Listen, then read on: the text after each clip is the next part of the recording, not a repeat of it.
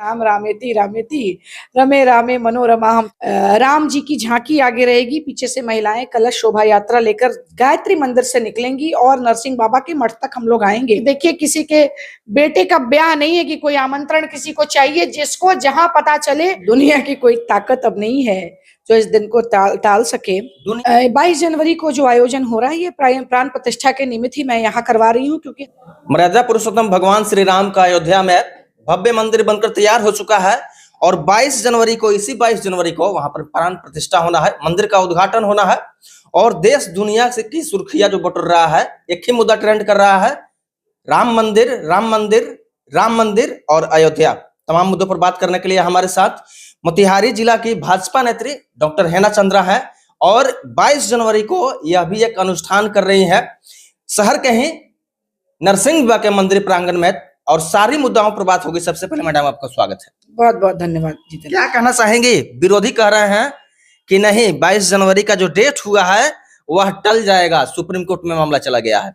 अब तो दुनिया की कोई ताकत अब नहीं है जो इस दिन को टाल सके। दुनिया की कोई ताकत नहीं। अब इस दिन को कोई नहीं टालने वाला। 22 तारीख को प्राण प्रतिष्ठा होके रहेगा। आप भी यही है, हम भी यही हैं। और प्रभु श्री राम का नाम ले, राम रामेति रामेति रमे रामे मनोरमा। हम तो यही कहते हैं, भाई नाम लीजिए प्रभु श्री राम का, सबको लेना चाहिए। तो इस तरह का अब विरोध करने से कुछ नहीं होना। अरे भाई, पार्टी का विरोध करें, पार्टी के मुद्दाओं पे विरोध करें, आप जो भी एजेंडों का विरोध करें, आप कर सकते हैं, क्योंकि ये लोकतंत्र है। विरोधियों को अधिकार है विरोध करने का, लेकिन प्रभु श्री राम का विरोध करेंगे, हमारे सनातन का विरोध करेंगे, तो फिर ईश्वर आपको देख रहा है। ईश्वर देख रहा है, सनातन का विरोध नहीं होना चाहिए। अच्छा, मैडम के मन में राम मंदिर के लिए, राम के लिए कोई 2 लाइन का संगीत या कुछ ऐसा? नहीं, संगीत मैं नहीं कहूंगी, मैं यही कहूंगी कि होई है वही जो राम रचि राखा, को करी तर्क बढ़ावे शाखा।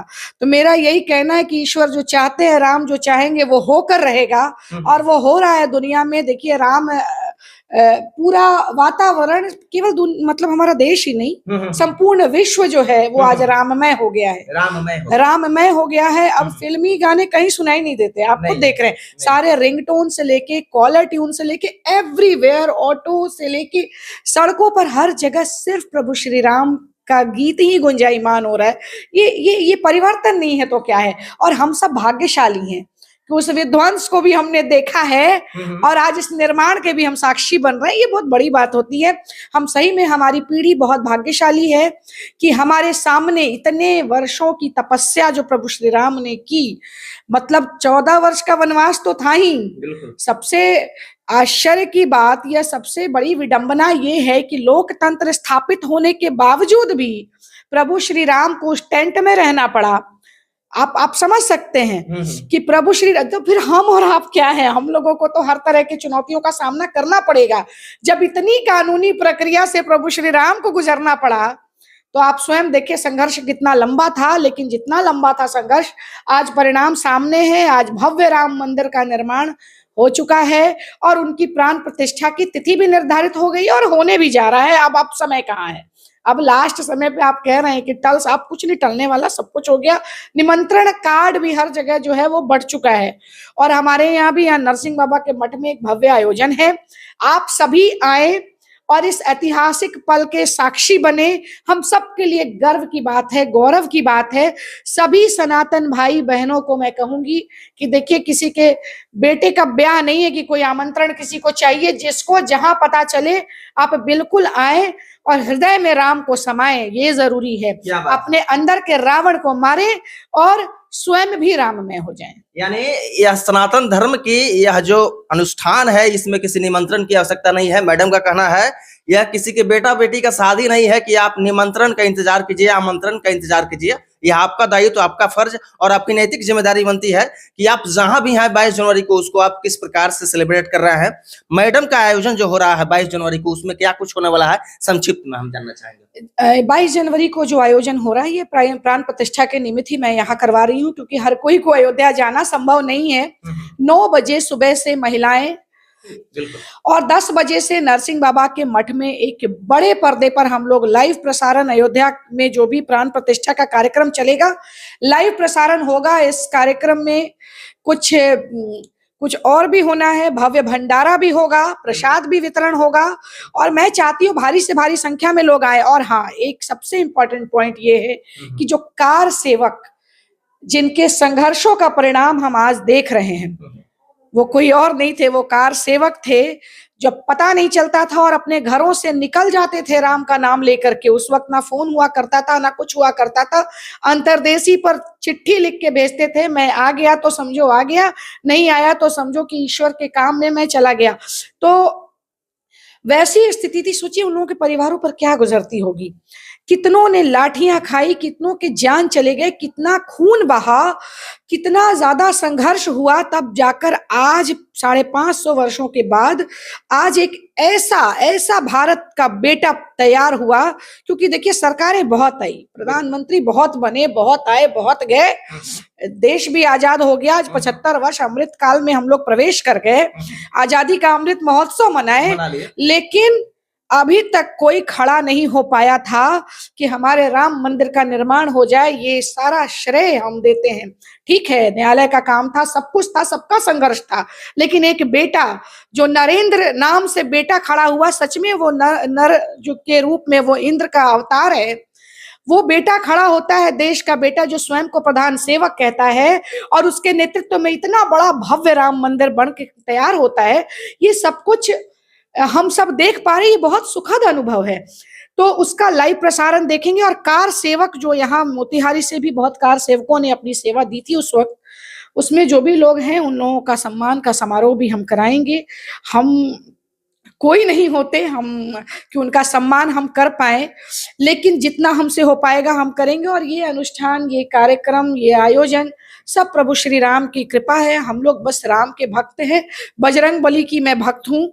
मैं हमेशा से, जब बजरंग बली की भक्त हूँ तो हमेशा से राम हमारे हृदय में है। और राम काज कीन्हे बिनु मोहे कहाँ विश्राम। मैं तो ये काम करूंगी, और मैं चाहती हूँ कि आप सबका, आप सभी का सहयोग रहे, आप सभी आए, और आपके डिजिटल मीडिया के माध्यम से सभी पत्रकारों को भी मैं आमंत्रित करूंगी। सब लोग आएंगे। आप लोग चौथे स्तंभ है लोकतंत्र के, आप लोगों के बिना कोई आयोजन सफलता नहीं प्राप्त कर सकता। चंपारण वासियों सहित मोतिहारी जिला वासियों के लिए 22 जनवरी के लिए क्या आपका 2 शब्द संदेश रहेगा? समस्त चंपारण वासियों को राम राम कहना चाहूंगी, और एक बार जय श्री राम के नारे के साथ आप सभी को कहना चाहूंगी कि आपके हृदय में जो रावण जो प्रवेश कर रहा है ना, उसको ना प्रवेश करने दें। ईर्ष्या की भावना जो आपके अंदर है, जो जलन की भावना आपके अंदर है, अपना काम करें, अपना काम करें, प्रभु देख रहे हैं। मैं हमेशा कहती हूँ कि कभी किसी और को नीचा दिखाने या गड्ढा खोदने के चक्कर में ना रहें। अगर आप गड्ढा किसी के लिए खोदते हैं ना, तो एक बहुत अच्छी कहावत है कि गड्ढा जब खोदिएगा किसी को कि अगला बंदा गिर जाए, तो कभी कभी ऐसा भी होता है कि अगला छलांग लगाना सीख जाता है, तो फिर आपका गड्ढा खोदना बेकार हो जाएगा। तो इसलिए बेहतर है कि सभी प्रभु श्री राम का नाम लें, अपने हृदय में राम को समा के रखें। प्रभु श्री राम और संकट मोचन हनुमान सभी कार्यों को सिद्ध करेंगे। तो इसलिए आप लोग जो है अपने हृदय को शुद्ध करें, और भारी से भारी संख्या में नरसिंह बाबा के मठ जो हृदय स्थली है हमारे शहर का, बीचों बीच ये मंदिर पड़ता है, शहर के बीचों बीच है, हार्ट ऑफ द टाउन कहते हैं इसको। आप यहाँ पर आए, सभी लोग आए और आकर के प्रसाद ग्रहण करें, उस आयोजन को देखें, उसका लाइव प्रसारण देखें, बड़े पर्दे पर दिखाया जाएगा, और ऐतिहासिक पल के आप साक्षी बने। इसलिए सभी को चंपारण ऐसे भी सत्याग्रह की भूमि है, यहाँ लोग कुछ ना कुछ कर्तव्य करते रहते हैं, तो यहाँ चलता रहता है कुछ ना कुछ। तो इसलिए झूठ और सच के चक्कर में ना रहें। रावण जैसा प्रकांड पंडित, उतना विद्वान व्यक्ति अगर आया, उसको भी प्रभु श्री राम हरा करके लंका को जीतते हुए इधर अयोध्या आते हैं। तो एक बार फिर से दीपोत्सव का उत्सव है, दो बार दिवाली मनाने का अवसर है हम सभी के लिए। तो सभी चंपारण वासियों से, देशवासियों से मैं कहूंगी कि आपने अपने घरों में दीप जलाएं, लेकिन दिन में नरसिंह बाबा के मठ में आए और वहां लाइव आयोजन को देखें और प्रसाद ग्रहण करें। उसके बाद अपने अपने घरों में जाएं और दिवाली मनाएं। तो क्या बात है मैडम, का कहना था कि संघर्ष जितना लंबा होगा, सफलता जो है उतना ही शानदार होगा। भाजपा नेत्री है डॉक्टर हेना चंद्रा, प्रखर वक्ता भी है। तमाम मुद्दों पर आपकी क्या प्रतिक्रिया है आप लोग बताइएगा। और 22 जनवरी को हार्ट ऑफ द टाउन जिसको कहा जाता है, नरसिंह मठ के प्रांगण में आप लोग आना ना भूलिएगा। और आप लोग प्रतिक्रिया बताइएगा, कमेंट्स कीजिएगा, वीडियो को अधिक से अधिक शेयर करके अधिक से अधिक चंपारण वासियों तक पहुंचाइएगा। मिलते हैं अगले वीडियो में अगले नेक्स्ट के साथ। जय हिंद, जय बिहार।